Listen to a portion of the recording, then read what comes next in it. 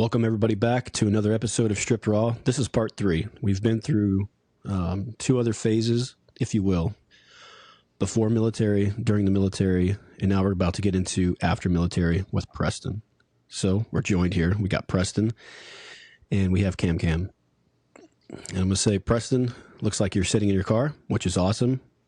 I know you're in the great state of Maryland. Oh, yeah. It's pretty cold there, just like it is here, so you're probably trying to keep your toes warm. I know you got a lot of kids, and I appreciate you finding some solitude wherever you can. Sometimes we have to do that, find the peace in whatever places we can find it in. I understand that 100%. What I do want to shout out is you got a huge hat on right now, and it is glowing. Tell us about the hat. I know in parts 1 and part 2, part 1 for sure, you were talking about how you found church and you found God. Yeah. Hit us up on that. What's the deal? So obviously you made that for us, I would say. Yeah, I've actually had this hat for several months now, but I've told y'all about my faith kind of journey. It's been up and down the whole time, and I beat myself up and all that. But this past year has been kind of hard for me on a faith-based kind of idea. But I was trying to figure out, like, how can I reach people without being so, like, explicit and like in their face kind of thing. Cause I got a little bit of introvertedness. I don't like to talk to random strangers, especially about something big, like talking about Jesus and stuff like that. But in the moment I can, but anyways, I was praying about it, and these words came to my mind, and I was like, man, I'd really love to make a hat or make a brand out of it. Like this is what I wanted to do. So basically went to Walmart, bought a hunting hat, and I got a big Sharpie, and I put on here, Jesus wants you. And you should see the faces people make when they do that, like 1,000-yard squint trying to read what it says. Yep. And then you can see like the puzzled look on their face. And I can only imagine like what's going through their head. Like, why would Jesus want me? Why is that idiot wearing a bright orange hat with, scribbled writing on the top? Whatever they're thinking, I don't mind. I just like to get people's gears turning. That's something I always enjoy. But, like I told y'all before, I'm a faith-based person. I don't think I'd be here breathing air. I don't think I'd have my kids. I don't think I'd be in the situations that I am now had I not been blessed with what Jesus has given me. And the reason I wear this hat is to show my faith and show my confidence in my faith towards others. And everybody's out here. Everybody's got their drip. You know what I mean? I'm using some terms I'm not comfortable. Yeah, their drip. That's coming from your kids right there. The drip. Yeah, that's from the Gen Alphas. They're like, "You dripping, Dad?" I'm like, "What? I got something on me? Like, what are you talking about?" They're like, "Nah, your drip. Like what you're wearing." I'm like, "Oh, we called that swag back in my day." All the 26 and unders are doing this. So, yeah. So. This whole skibbity and all this other stuff, like I am so like, I thought what I said in the 90s and early 2000s was bad, but this is on a whole nother, like speaking Greek kind of thing. So I kind of feel like I'm old now. So yeah, I feel old. But yeah, this hat is just a statement I like to make. Everybody wears their own thing out in public, so this is my way of just saying, hey, look, I'm not afraid to say I'm a follower of Jesus. And I always try to tell people that talk to me about it. I've had a few people question me like, why do you wear that hat? Or, that's a really cool hat. Where can I get one? I'm like, well, actually, I made it, tell them how I made it and stuff. But my thing is, like, I tell people that I'm not a churchian. And they're like, whoa. I'm like, what do you mean a churchian? I'm like, you can think about it. You're pushed into going to church and being this, perfect person and all this. And that's just not what was taught by Jesus in the Bible. And I tell people, like, it's not a religion, it's a relationship, because there's, I don't know, like 60, 70 different like flavors of Christianity that's out there. Yep. Which one's right? Which one's wrong? I don't know. But I know there's a Bible that you can read, and that's what I go off of. And I rely on my relationship with Jesus and what he tells me and what prayers are answered and what struggles I go through. I think that's one of my favorite things is, my life, if anybody's listened to the first 2 parts of this, you'd probably think, man, how is this guy even still like breathing air and he's not wrapped up in an insane asylum somewhere?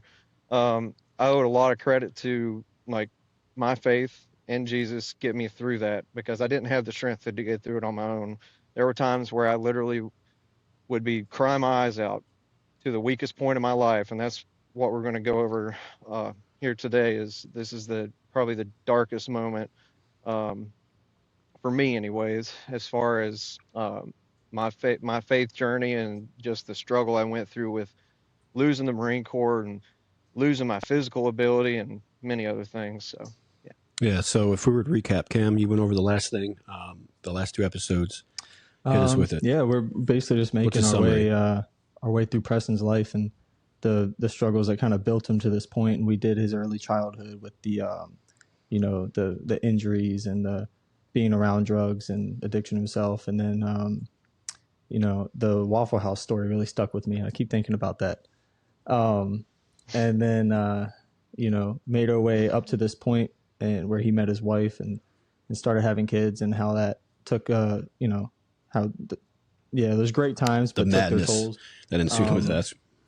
And last episode we kind of broke into, because I just did a review before this one, it's been a little bit since we recorded, we kind of broke into more like just discussion towards the end of it, like the last 15 minutes, which was really cool. Kind of just Preston and Fred stating facts and talking about it. So now we're gonna work on I guess this is still early and mid Marine Corps, and then getting out and how you've handled it and what you've gone through. Absolutely. All right. Phase 3. All right, Preston, hit us with it. Seatbelts on. I'm going to put my helmet on too. Here, let me get my seatbelt on. Here we go. Yep. All right. So we're mid Marine Corps. So I probably already stated I started to have several kids at this point. I met my wife, Brooke. We met on eHarmony. We knew each other for 3 months. We got married 3 months later. At like 3 months time frame, we were married. We were young. We had our first kid by 21. My first son was diagnosed with autism at 2. Had my daughter at about a year or so later. She ended up having to go to the NICU. She was in the NICU for 52 days. She had to have her kidney removed, and that was a very trying time. Fast forward after that, that's when... Now, did I speak about my dad on the previous... Yeah. Okay. All right. So 2014 came around. That's when, I basically found my father, who had passed away in his sleep. Went through a lot of grief therapy during that time and really struggled with my faith and everything. But almost a year, 9 months later, I got saved after my dad had passed away. We ended up having a third child, which I named after my son, or after my father. Little word of advice: I don't recommend that, because it's weird. It's like they turn into that person. I don't know. It's weird. Yeah. My third son is like my dad, and it's kind of scary how he acts. He's just a funny guy, and he's always messing around. He's got that I forget what it's called, but he can say stuff just like that and catch you real off guard. But anyways, so I had my son, and then I ended up at this time I was still at Parris Island. I was teaching on the rifle ranges. Ended up getting orders to Camp Pendleton, and that's a whole other side of the country. From Camp Pendleton, I served with it was another deployable unit. It was 1-2, or I'm sorry, not 1-2. It was 1-4. 1-2 was in Camp Lejeune. 1-4, we went on another MEU, so I went on a MEU with them. On that deployment is where things really started to turn for the worse for me, and in a very unexpected and unplanned, and just had no idea it was going to happen. So I'm on this deployment. I am really, really faith-based at this point. Like, I'm having guys, like, I was trying to be the lay leader. I didn't get to do it before, because you got to get to be a lay leader is basically the chaplain's right-hand man. But I didn't get certified before we got on that deployment. But anyways, I was working with the chaplain on the ship. I had guys coming up to me asking me to pray for them. People coming up to me telling them their wives were leaving them, their mothers were passing away with cancer, and just all these real huge things. And I just felt like, man, I don't feel like I'm the person to talk to about this. Like, you need to go see chaps. But these people, like, they were they were random people, but I knew them. I saw them in passing and stuff, and I didn't directly serve with some of these guys. But I was having Bible studies. I was waking up every morning, going on the edge of the boat and just looking at the sunrise, man. Nothing like it. I'm 20 feet from the water. Like if I fell off that boat, I'd be in the middle of the ocean somewhere.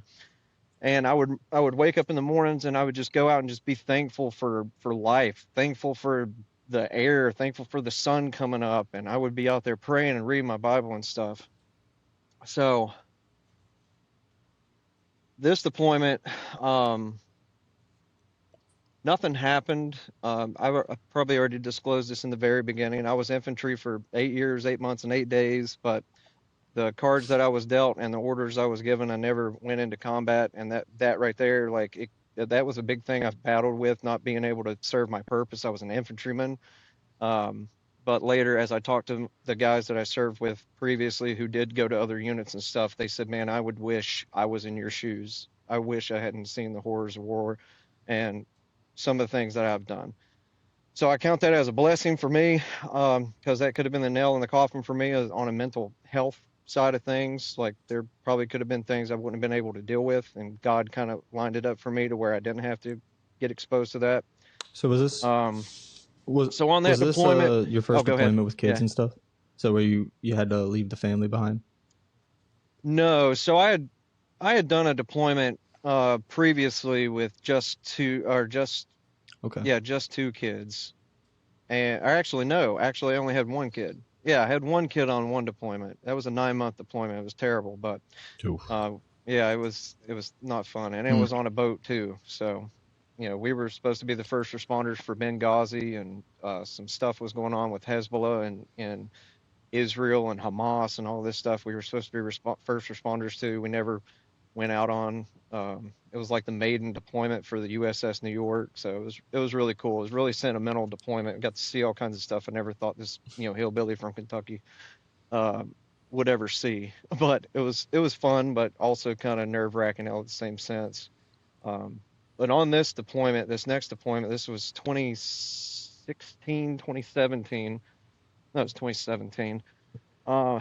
Basically, I was on the deployment for several months, and I was working out one day, and I was doing tricep extensions with a 55-pound dumbbell, just kind of give you an idea of what's going on.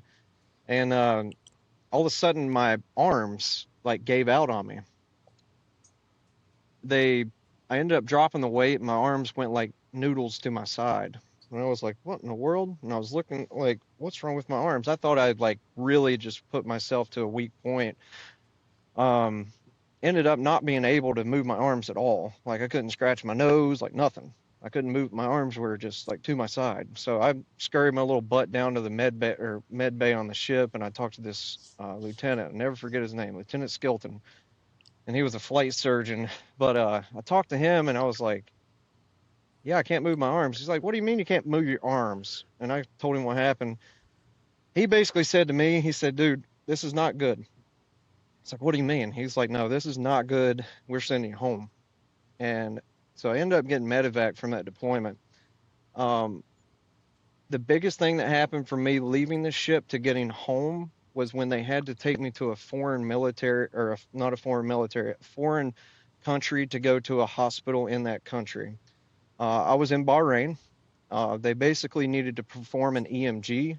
And if you're not familiar with what an EMG is, basically they have a needle that they stick in your muscle, and that needle has an electrical current going through it. And they have a little sheet that gives you readings. I went into this medical facility. Once everything got approved, I was escorted in by the Navy guys that was doing the medical side of things. And then next thing I know, I'm getting kind of liaisoned with these foreign people that didn't speak English. And I had no one else with me. It was just me. So they took me back to this room, and this took me several years of therapy to really realize what was going on. And it only took me a few months to figure out what had happened. But basically, these two guys, these Middle Eastern dudes, one was a doctor, one was an attendant, whatever. They put me in this room, laid me on a table, and kind of told me what the procedure was going to be. in like some very broken English, and they said, it shouldn't take too long, whatever.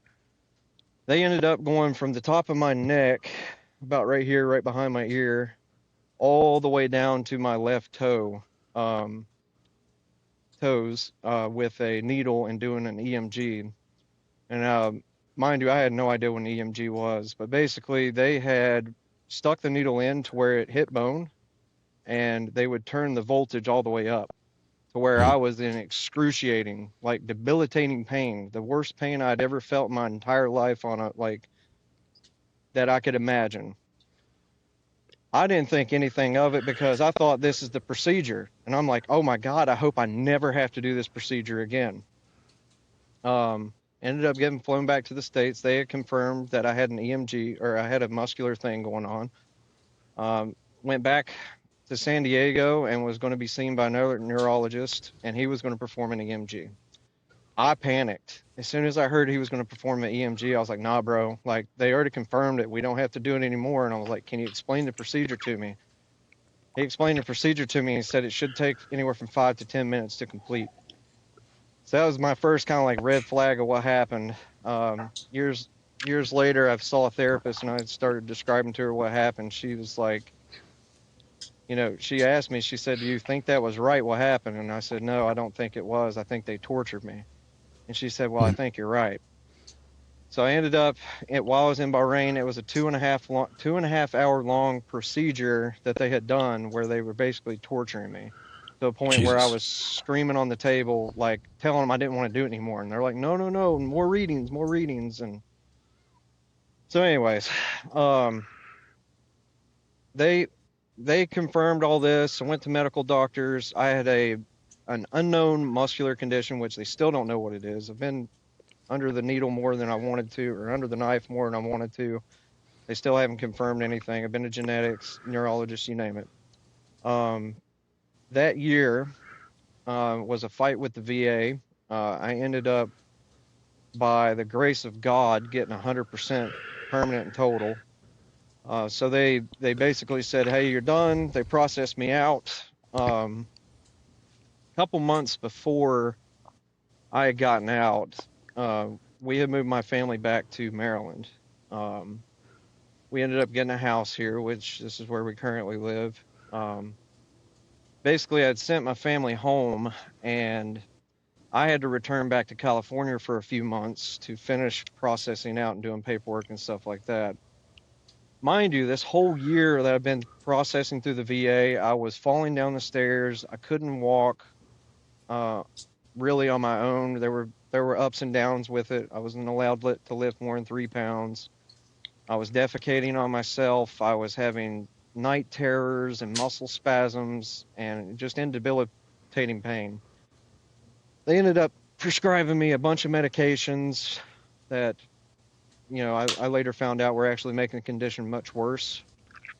So after I moved my family back, one of my neighbors, I was finishing up closing down the house we were living in. One of my neighbors, I'm not going to say their name, but she was a staff sergeant who had gotten out of the Marine Corps, and her husband was still active duty. We had a good friendship with them, but they had mentioned to me, hey, you should try medicinal marijuana.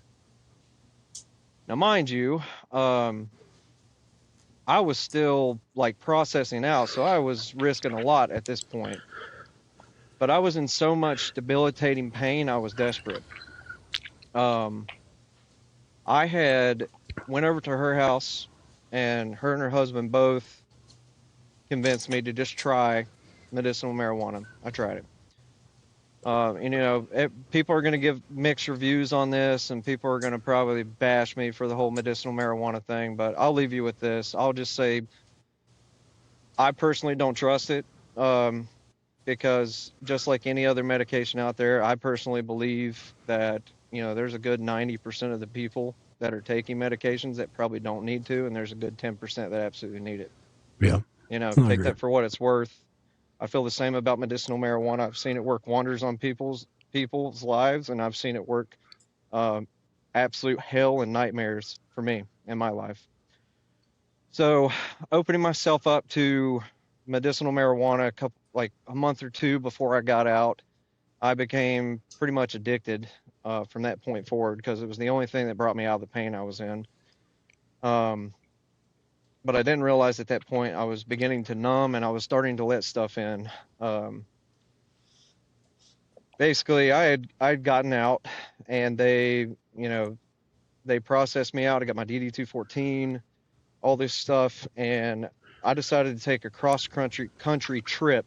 I was going to ride a car all the way back from California to Maryland, so completely from one coast to the next. This is the moment where basically it's like I had lost all of my discipline. I had lost all of my accountability. I had lost all respect for everything.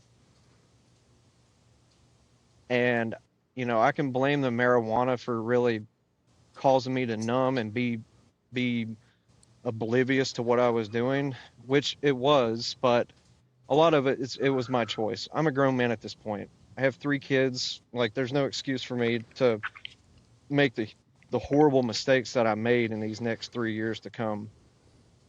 Well, I was desperate. I think that's a pretty common thing, honestly, especially people getting out of the military. I've seen it, especially I have 2 friends that got out of the Marines specifically, and it's that sheer cut from, clean cut, everything is directed and written down to, oh, I'm free.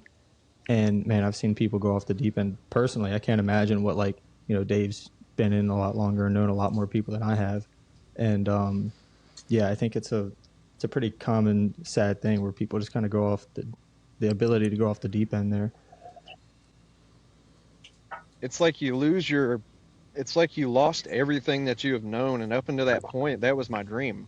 My dream was to be in the military, and then my dream further became like I wanted to be a Marine. I wanted to serve 20 years. I wanted to do bad things to bad people. I wanted to, I was never an awards chaser. I just left it up to whatever I earn. That's what I did. So I was really disappointed. Like, this was a pivotal moment to where I went into the darkest part of my life. It was on the cross-country trip? Yeah. This is where I started to feel this, like, independence I haven't felt in many, many, many years. And this was not an independence that I had felt while I was married. This wasn't an independence that I felt while I was serving. So I became very self-centered, and I blame a lot of it on the pain and the depression and the many other things I was going through that were leading me to do that. But once again, I can blame it on 1,000 things if I wanted to. I can throw the blame everywhere I want. But in retrospect, of looking back on everything, it was always a personal decision that I made. Everything that I did, I was mentally capable. I was mentally capable of making a big boy decision, but I was choosing not to. Did you know that at the time, or is that afterwards? I knew it at the time. I'm not going to play dumb. I was playing dumb with myself. I knew I was making mistakes. I knew I was doing the wrong thing, but I was making choices that on the whole kind of like spiritual side of things, I really think there was a moment where I had let something dark into my life at this point. I had let my guard down for just enough time to really let something dark into just my thought process, and I was going with that. Just to kind of paint the picture for you what was going on, I went from a proselytizing people, basically talking to people about Jesus and stuff like that, praying for them, doing these Bible studies with these guys and all this, to I completely just 180'd.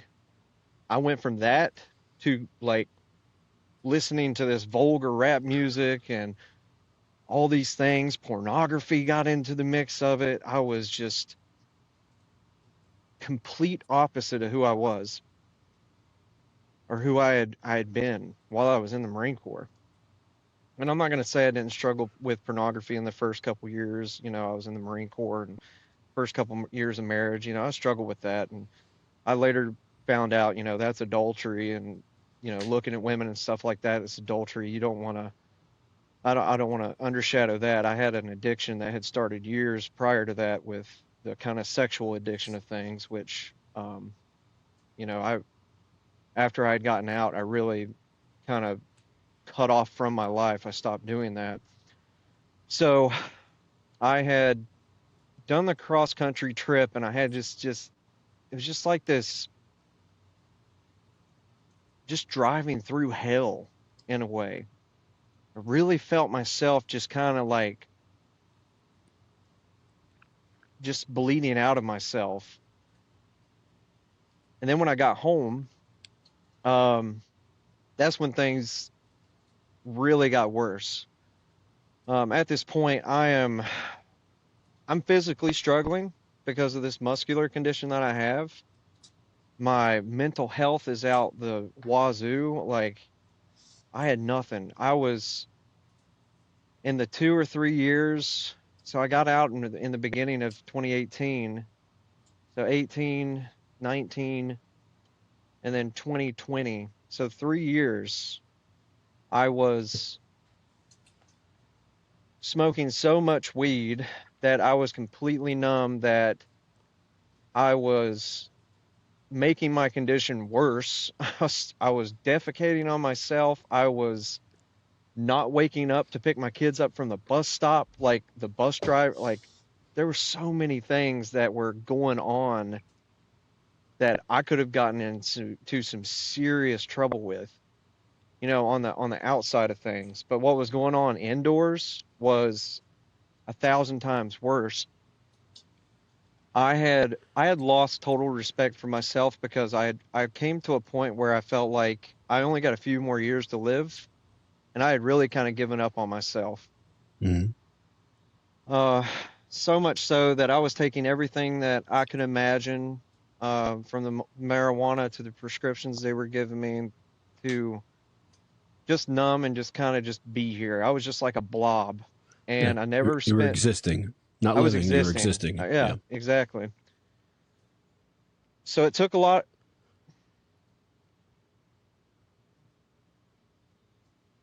It took a lot of time away from my kids that I'll never get back. Worse than what a deployment, worse than what a regular, like 04 in the morning to 6 o'clock in the evening would ever have done while I was in the Marine Corps. It took so much away from my kids, and they were so young and they were so innocent, and that's what I had to live for. But I was so numb, and I had let all this stuff in that had prevented me from being able to maintain that relationship with not only my kids but my wife. That's rough. Yeah, it was not a fun time. There were times where, go ahead. I was just going to say, because I'm going to give you a second to breathe, because I can tell it's a lot. You're unpacking a lot, so I understand it. Palms are sweaty, all this stuff. Yeah. But when a man loses his mission, and this I strongly believe in this, when a man loses his mission, he loses his values.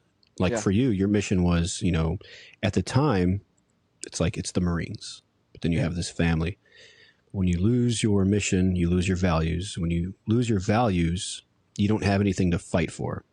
Yeah. And when a man doesn't have anything to fight for, he fights himself. And that's where you were at. And I understand 100%. It 100%, because I was there as well, going through my divorce. And it's like the self-pity. It was all self-induced on myself. I was doing it all to myself. And I took precious time away from my kid that I'll never get back. But that's why we're doing what we're doing, right? Yep. That's why you're doing what you're doing. This is why you're on here and you're talking about it. So it's, how many boys do you have? I have 3. You got 3 boys and 2 girls. And if they were ever in this situation that you're in right now, it's like, I went through it, so hopefully you don't have to go through it. And I've unpacked what I've unpacked, and I've learned what I've learned, so that, and I mean, in the chaos of the world, it's still trending in the wrong direction. So there's a possibility that one of your kids is going to be in this situation, or one of your daughters is going to be married to a guy who gets booted from the Marines based on something, right? And it's like, no, Dad's been through this, and this is what I've learned, and that's what this is. Yeah. So you get back home from Maryland after the road trip. So I get back home and I'm just in this numbing and just lucid state of being. I had attempted to, unalive myself Yeah. on a handful of occasions, but I never fully committed. That's just how dark things got.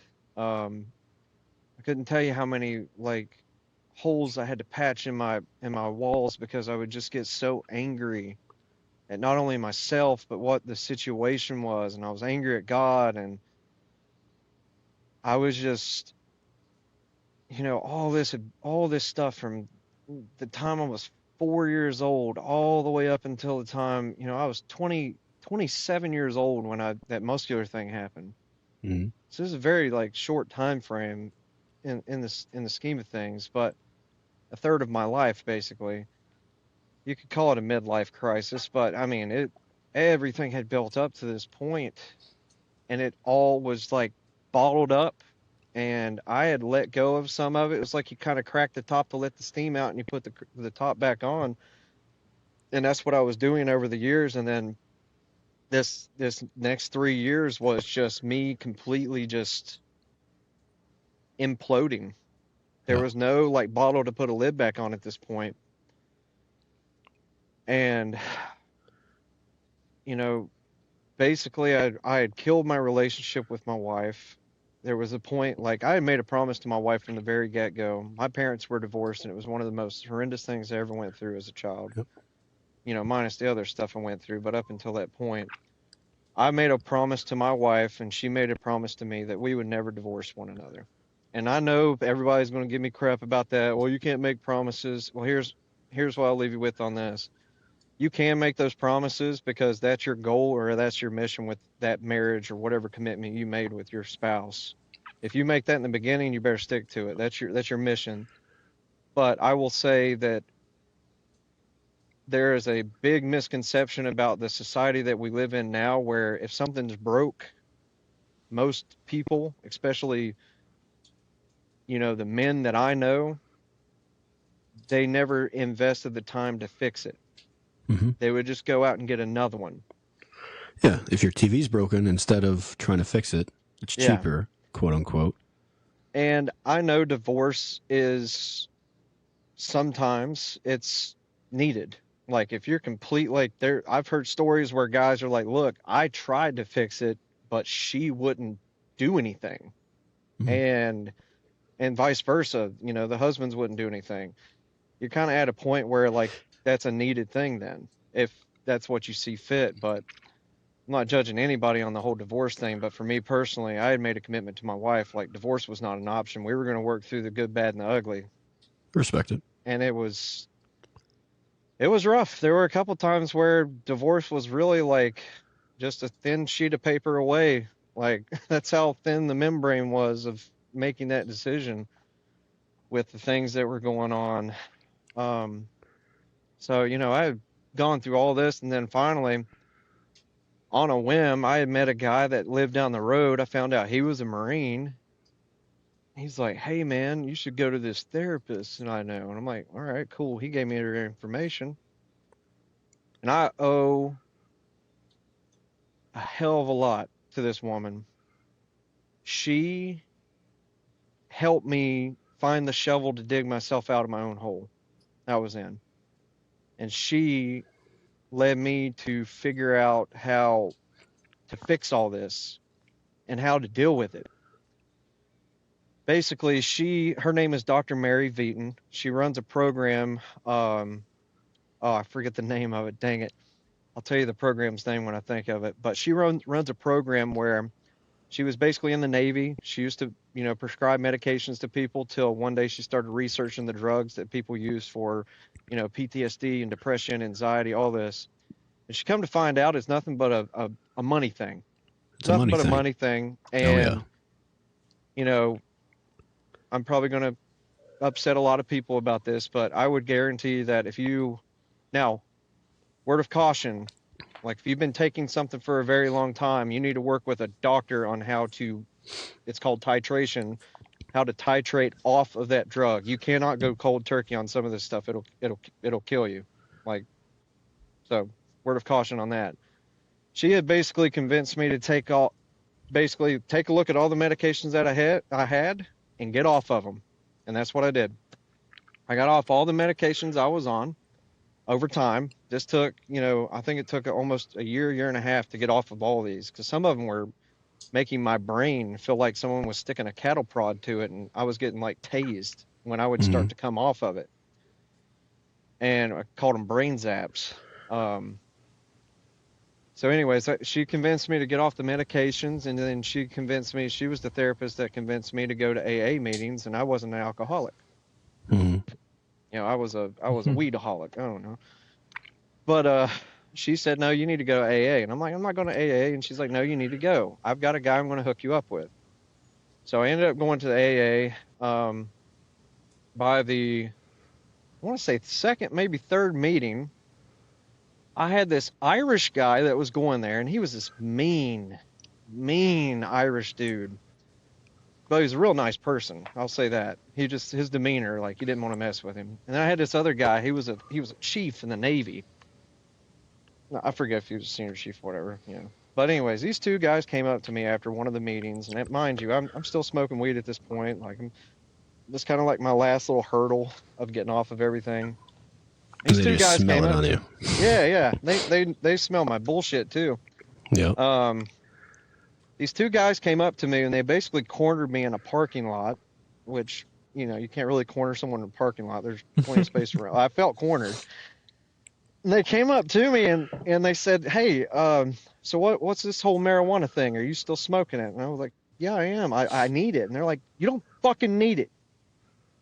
Are you a fucking bitch? And I'm like, whoa, I haven't heard this in a while. Like, This is bringing me back to the Marine Corps. Like, you're speaking my language. So, excuse my French, but I'm just trying to like show you what it took. Yeah. I basically had these two guys corner me in a parking lot, and they said, cut your bullshit. Stop lying to us. Where's it at? And I'm like, what do you mean? And they're like, don't stop playing stupid. You said you vape it. Now where's your vape? We know you got it on you. And if they were bluffing, whatever, but I had it. It was in my pocket. They're like, take it out. And I was like, all right. And I took it out, and they said, smash the fucking thing right in front of us right now. I'm like, no, they're like, shut the fuck up and crush it right now. And I'm like, whoa. So I was like, all right, cool. Like, I don't want to get my ass beat. Like, I did not expect AA to go this way, but for me, that's what I needed. And I'm not saying all AA is like this, but that's what I needed. And because I was one of those guys that was like, I could sit here and talk to somebody and really convince them otherwise kind of thing. And they kind of caught on to that. Yeah. So they were like, no, we're going to take you completely out of your element. Because I can deal with conflict. I can deal with, that stuff, because it's kind of like where I grew up in the Marine Corps. But these are two complete strangers. Like, I come to find out later this one guy supposedly murdered somebody. I'm like, nah, I'm good. I'm so glad I smashed that in the parking lot when I did. Those are two guys that cared about you in that moment. Like, that's the stuff that Dave and Cobra talk about. They did. They were shown. You need that person to just kind of rip you up and shake you. Yeah. Yeah, and that was the beginning of a journey of sobriety right there. They basically made me smash it. I quit. I quit smoking sobriety it. Part 2, if you think about it. Yeah, sobriety part 2. But right. I'll tell you, something happened later on. But basically, they got me to quit. I stopped taking my medications that the VA had tried to pump into my veins, which were making my condition worse. I stopped smoking the marijuana. My mental health improved dramatically. I started going to the AA meetings for several months afterwards. I didn't stick with it because it came to a point where I was like, you know what? I feel like I'm really stable. Like, I've been stable for a while. So eventually I stopped going. I was still talking to my therapist and stuff. And then eventually the next thing I know is I started to regain like a purpose. Like, at this whole 3 years, I didn't have a job. My wife was working a job, but basically she was paying for my habit of smoking marijuana. So all that money that she was making was going towards my addiction. Yeah. And then I got a job. I started becoming real successful with it. But I started to let my guard down. and I started to get into this whole individual thing. And what I'm leading up to is what got me through all of this and the points I'm going to leave everyone with. Um, but then I got back into the whole drug thing. And it was something that I thought was innocent. I started to take the stuff that you could go to basically any like of these tobacco stores or whatever I call them, smoke places, the smoke shop, Mm-hmm. whatever. I started taking, I forget what it's called, kratom, and it's basically to help with pain. Mind you, I'm still suffering with pain. I'm still suffering with chronic head to toe pain every waking day. But it got to a point where I was using these different types of therapies, these different techniques and stuff that helped me to push myself through it. Um, so I did that again, and then one day I bought a whole big bottle of them, and I stuffed them under my seat in my car. Because you're trying And to hide it. yeah, I was trying to hide it because I was going to, Mm-hmm. Do what all good addicts do. They have hiding places and they keep secrets from everyone. Yep. Um, don't be dumb, addicts that are out there. We all know. I know. Mm-hmm. I know you got a secret stash somewhere. Yep, feel guilty about it. I do too. But anyways, like I had hit the brakes one day and my wife was in the car and this bottle rolled right out underneath my feet while I'm driving, and I'm like, damn, busted. Mm-hmm. So she caught me and she made me take them to CVS and throw them away in their like the the medicine drop off places where you can throw medicine away. She made me walk in there and dump the whole bottle in there, and she basically called me out. She made me go back to going to like talking to my therapist again, and then my therapist had convinced me to go back to AA, and I was like, no, I'm not doing it. I didn't go back.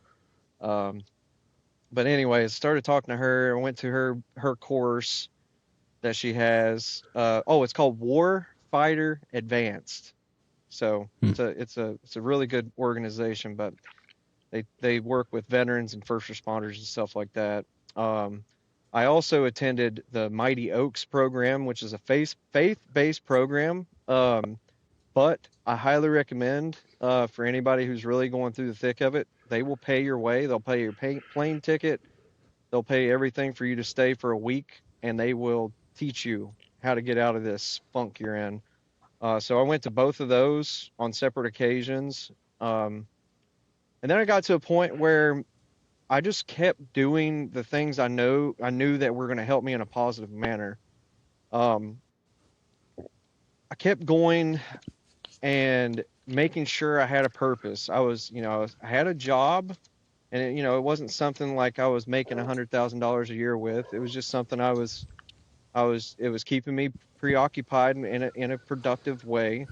I started to, I did college. I did stuff to keep my mind active. I was trying to do things with my children. I was trying to teach them all these cool things that I learned while I was in the Marine Corps, and I was camping with them and stuff. So I started rebuilding that relationship, rekindling that relationship. And I owe a lot of it to one, going to therapy.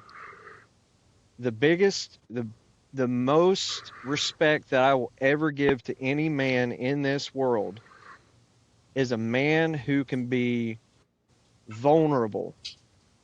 And I know that sounds like so taboo, but I will tell you this. I have more respect for a man that will tell me, "Hey man, I need help," than I do for a man who hides it behind closed doors and drinks it down with a bottle or even a pill and doesn't tell anyone about it and causes a nuclear bomb to go off with everything in his life, from his relationship with his kids, his wife, his friends, work, whatever. I have more respect for someone that will say, "Hey man, I need help," than I would a man who sits here and hides it and acts like everything is okay. That was the biggest thing that I had learned, and this is something that I would tell somebody, especially my kids. If you feel like you're going down that road, I always tell them this, and I've been teaching them this since I've gotten through most of this. I keep telling my children, you have only two choices. That is it.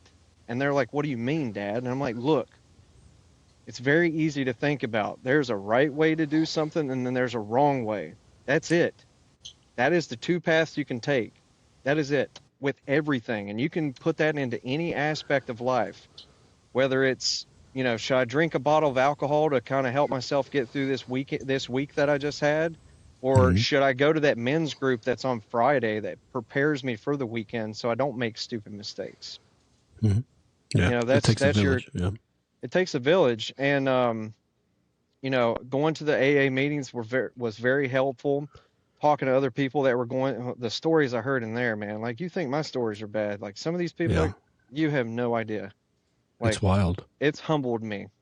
Mm-hmm. And I thought, my case is pretty bad. And I'm pretty sure most people are like, I don't know, bro, your case is pretty bad. Like, listen, I've been through it, but you have no idea what anybody else has gone through.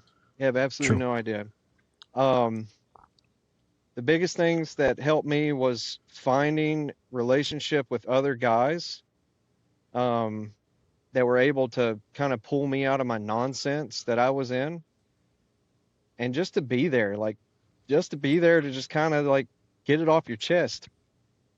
So I went to the AA meetings. My therapist was teaching me like how to do different meditation, and you can think I'm going hippy dippy on you, but listen, this is what worked for me. Might not work for you. It might not. I don't know. Started doing meditation. I did cold water therapy. Have you ever done ice plunges? Holy crap. Ice plunges, man. You talking about, like, if you feel like mentally you're struggling, go and put yourself in some 35-degree cold water. You won't think about nothing. Your rushing thoughts will soon vacate. Do it for 3 or 4 minutes. You'll reset real quick. I was doing cold water therapy. I was doing cold and hot therapy, where I get in a shower and turn the cold water on and then hot water.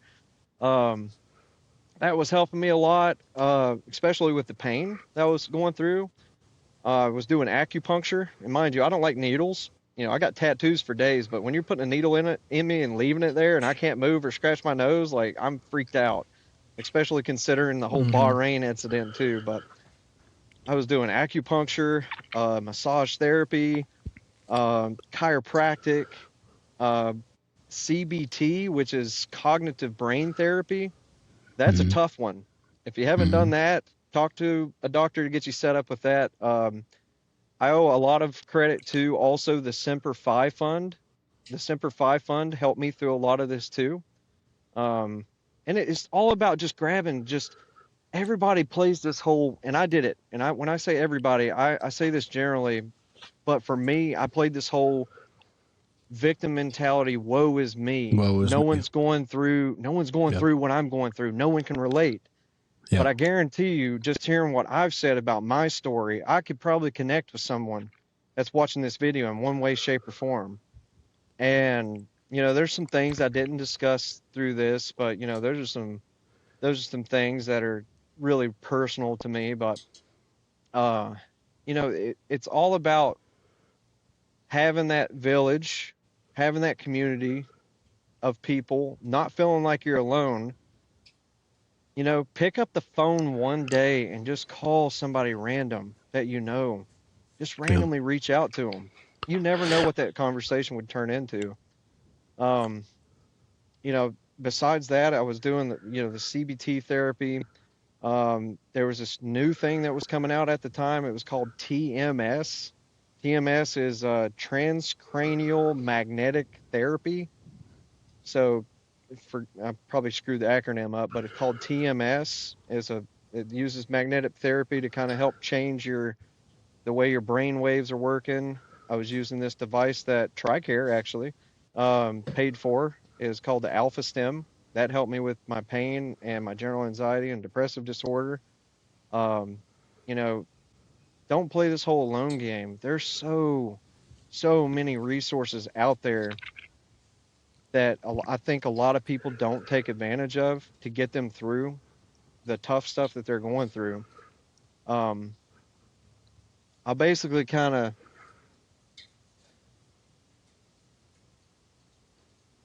my life was what made me who I am today. and I know it sounds cliche, you've probably heard that 1,000 times over. I would never, if I was afforded the opportunity, I would never get into a time machine and try to go back to change any of it. Mm-hmm. And some people will look at me like I'm crazy. I am a little crazy. I joined the Marine Corps and, whatever. But I would never change it because that is what molded me. That is what shaped me. That is what chiseled me into the person that I am today. And I don't want you to think I'm perfect. I don't want you to think that I've got all my ducks in a row right now. I don't. I've been going through the thick of it. Last year was absolutely horrible for me. I mean, last week was horrible for me. It's the biggest thing I want to leave people with, like hearing my testimony. I know it's taken 3 episodes to get through it, but good Lord, probably write a small mini series about it. I don't know. But the biggest thing I want to leave people with that I've learned is, one, don't go at it alone. Grab your balls with one hand and grab your phone with the other and call somebody. Anybody. I guarantee if you told that person that's on the other line, unless they're an absolutely horrible person, one, you probably shouldn't be calling that person, but two, I guarantee that they will do something for you, or at least try. If you come at them vulnerable and you say, hey, look, I need help. You've got to have some perseverance. Perseverance is by far one of my favorite words.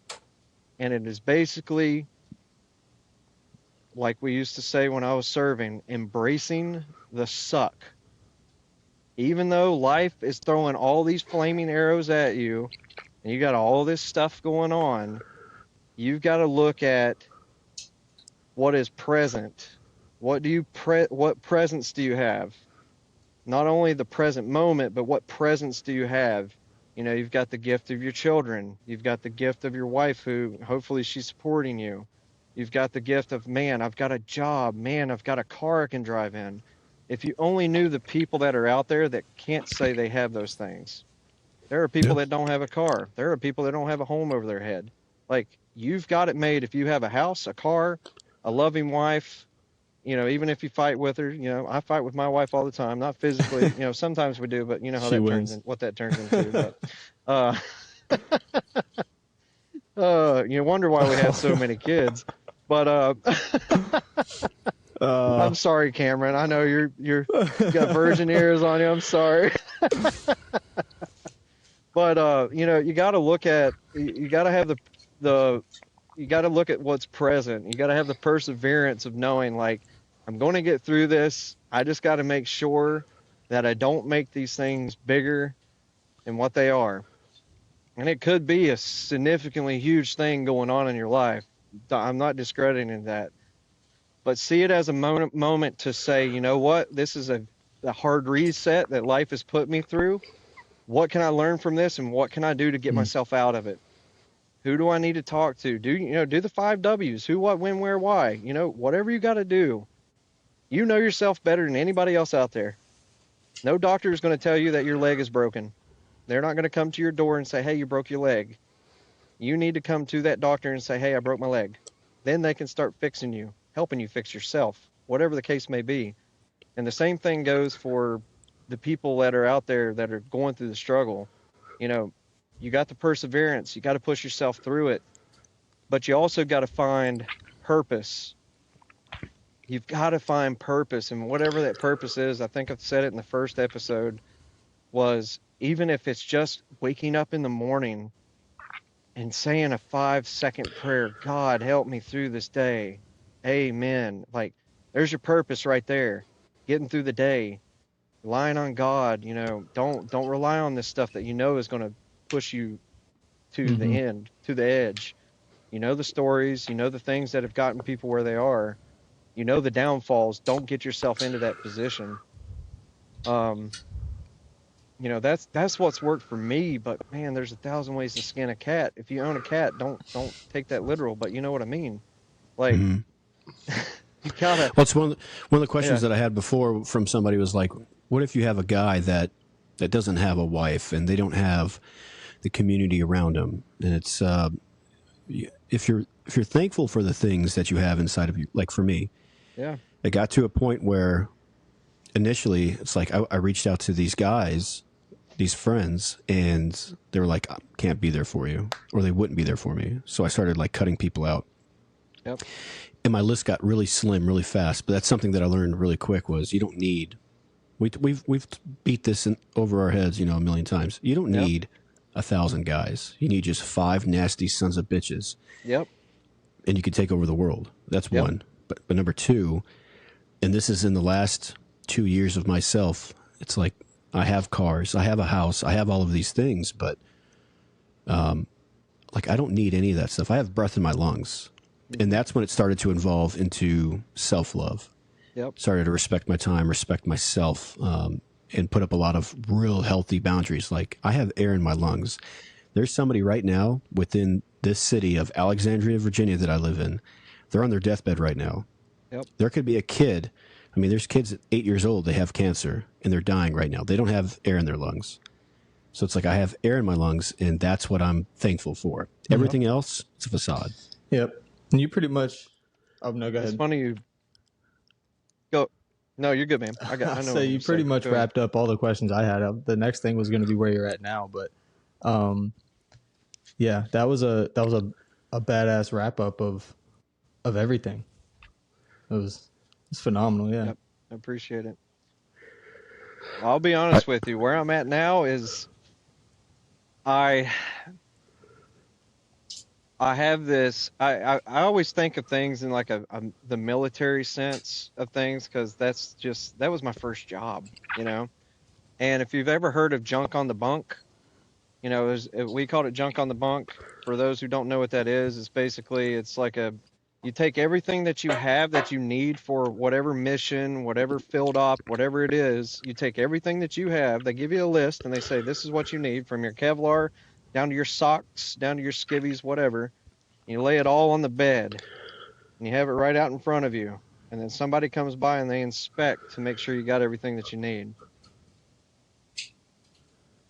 That is how I see my life now. I've done this junk on the bunk inspection, and I have all this gear that I've neatly packed up and I've put it in my pack. And sometimes I need it, sometimes I don't. But I have all these things now, these resources, these tools, whether it be people, whether it be, knowing that if I got an ice bath for Christmas. I have been in that ice bath every night since Christmas. And mind you, it is not fun. Like, I'm breaking 2 or 3 inch thick ice to get in it on some nights, but I sit in there for 3.5 to 4 minutes and it's 32 degree water. It's freezing. But when I get in there like that right there is what's helping me know, like, look, if you're able to truck through 4 grueling minutes of sheer agonizing, I always think of the people that were on the Titanic. Like, these people were in 30 degree water, like they died of hypothermia. And I got to looking it up. I was like, if the water is 32 degrees, how long would you survive? And it was like, from 5 to 15 minutes, you're going to be dead. And I was like, okay, I'm going to say about 4. 4 minutes is good for me. There have been some nights where I've gotten so cold, I get up and everything just tunnel visions. So, don't get that extreme with it. But, that's what's working for me now. I have all these things that I know I can pull out of my rucksack. I have all these guys' phone numbers, whether I talk to them every day or not. Like, if I need something, I always go to who's nearest to me. If you have a supporting wife, go to them. If you have a supporting dog, like, I know a lot of guys who have service dogs, like, that is their person. That's who they go to. If it's your kids, just put the crap down, forget about everything that's going on in your life, and just go hold your kids. Go give them a hug, whatever. For the people that don't have the wife, that don't have the kids, don't feel bad for yourself, because it explicitly says in the Bible, and you can look the verse up. I forget what it is, but I think it was Paul. He was talking about, it was Jesus, actually. Paul reiterates it later. Jesus was like, look, it's better for you not to be married. And he was basically saying, look, when you get married, you got not only yourself to deal with, but also another. and you're becoming one person. So now you're going to have to work out two things. So if you're single, you know, you're blessed in a way that you don't understand, because now you have some peace of mind knowing, hey, look, I can do things without having to worry about having to, consult with the wife if I can do this, or have to worry about what's going on with the kids' life and stuff. But for the guys that are out there that feel like they're alone, that are living these lives where, you go home to your apartment and it's just you and your Xbox or your PlayStation, and that's pretty much it. You don't have anything else. Do not feel alone. If you say you do play video games, get on there and chat with one of your friends that you play with often and say, hey, where do you live? Figure out they might be a street or two down from you, or they might be another city away, but hey, you have that person. Talk to those guys. I mean, just grow some balls, grab your balls and say, I'm a man, and call somebody and just talk to somebody. It doesn't have to be another man. I mean, it could be your mother. Like, depending on the relationship that you have with that person, use your own judgment, but don't feel like you're alone. And even if you ain't got nobody else to call, there are so many resources out there that people don't utilize. When it comes there's a lot. Yeah, and that's one of the goals through like stripped raw everything that we have was. I mean, even 988. I mean, there are phone numbers all over the place. There's so much money that our tax dollars are going to for these resources. Absolutely. There's even if somebody doesn't want to talk to a therapist because they see it as taboo, there's 1-800 numbers to veterans. There's like Vietnam War veterans in a call center right now, 24/7, staffed all the time. Mm-hmm. And it's like we suffer in silence, and we shouldn't have to. There's so many resources out there. Yeah. I think the biggest thing, I was trying to remember what I was going to say before Cameron said what he was going to say, but it's all right. It's amazing what happens when you go from a moment of where you're telling yourself all these negative things. Like, once you get to a point where you are nothing but negative, or if you're in the midst of being in a spot where, like for myself, like I'm ready to end it all, and for the sake of the video and all this stuff on YouTube and stuff, you know what I mean. When you get to that moment, dig down deep, even if you only got 1% left. Dig down deep and do one positive thing. Whether it's telling yourself that you are okay, that you're enough, that your past has no control over you anymore. That's why it's called the past. You're presently breathing.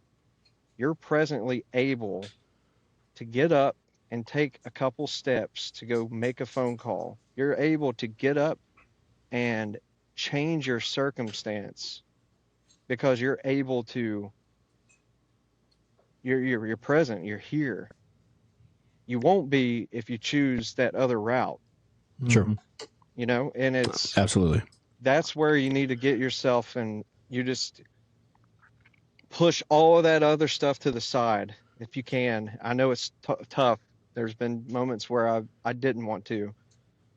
Thank God my wife was there during those moments. That was the person I owe a lot of credit to as well. My wife for this, and my kids. In those moments, those dark moments I was in, I really had to think, man, I cannot imagine the impact that my decision will have on my kids if I choose to do this. Yeah. What is it going to turn into them for when they're my age?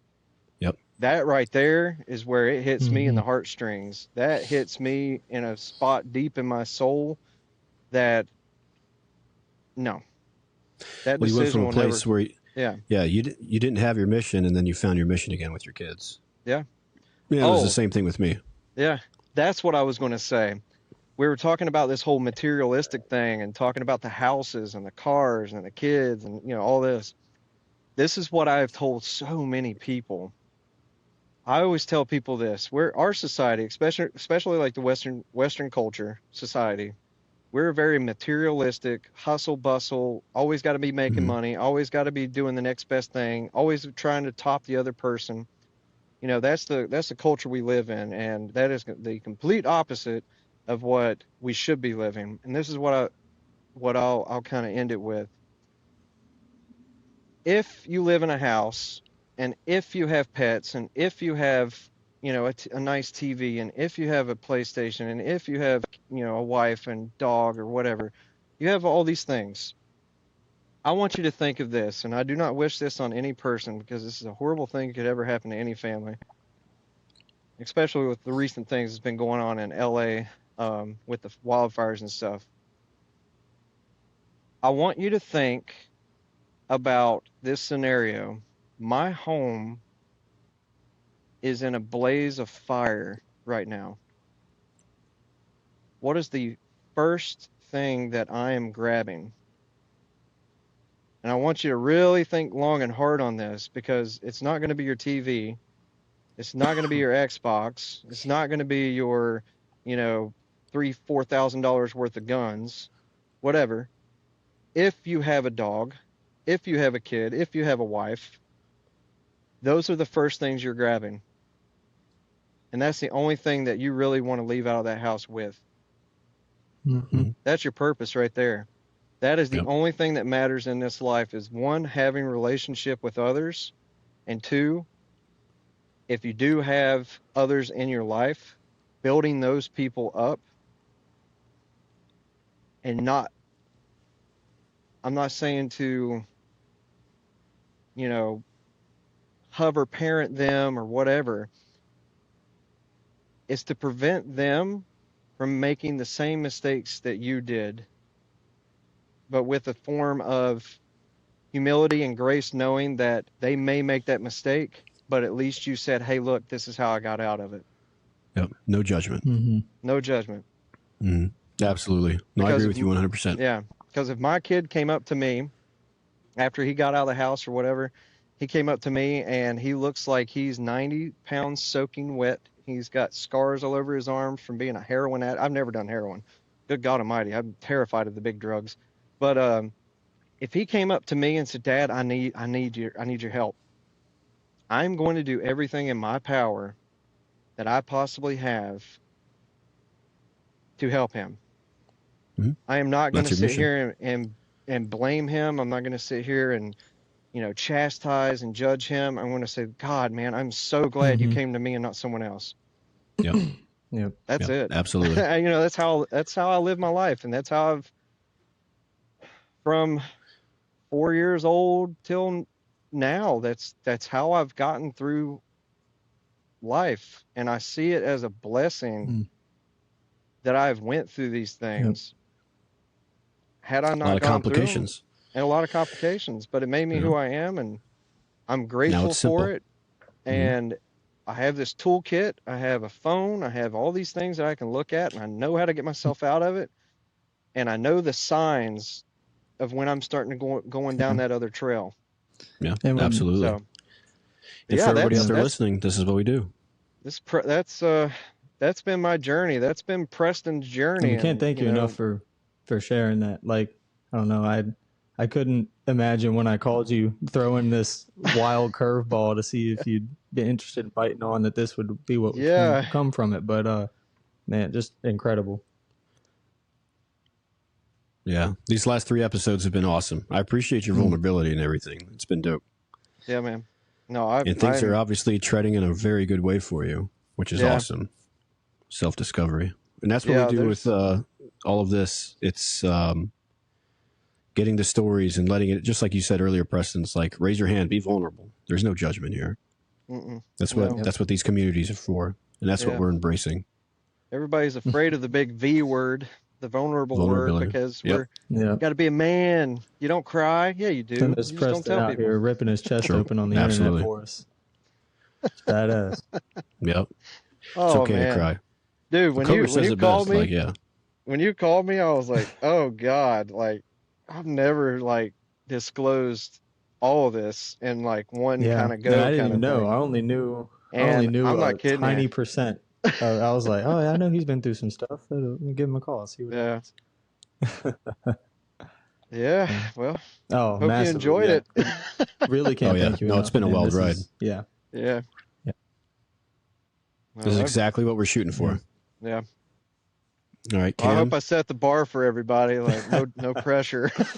Yeah, no pressure. Yeah. Preston, we appreciate you deeply, brother. We love you. Absolutely. Oh yeah. All the best. We'll be in touch in the future for sure. Sounds good, brothers. I appreciate All right, you. man. Take care.